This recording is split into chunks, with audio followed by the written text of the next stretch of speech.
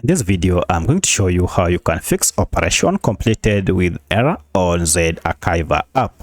If this video helps, please like and subscribe to this channel.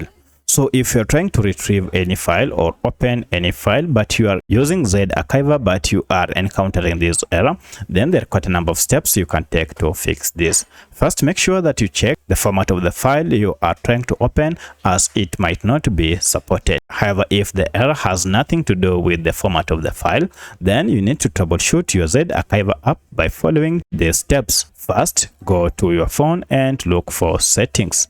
From settings, look for apps. And under apps, go to manage apps or all apps. This will list all the apps you have on your phone. From the list, just search for ZArchiver by name, and here you'll be taken to ZArchiver app info page. From this, go to for stop and OK to stop any background activities that might be causing this error.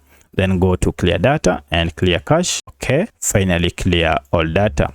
Now you need to restart your smartphone, and before you open your app, just make sure you're not using any VPN, as use of any VPN or any recently installed security app might be the cause of this. You also want to check and ensure that you are using the latest or up-to-date app. So if you go to Google Play Store or App Store, update your app to the latest version. Once you are done, now you can open your app. As you can see, the app will require you to grant permission. Just tap on OK and allow permission by tapping on allow access to manage all files. So let me know which of these was able to fix your problem. If you have any other question, kindly comment below. Otherwise, thanks for watching, and let's meet in the next video.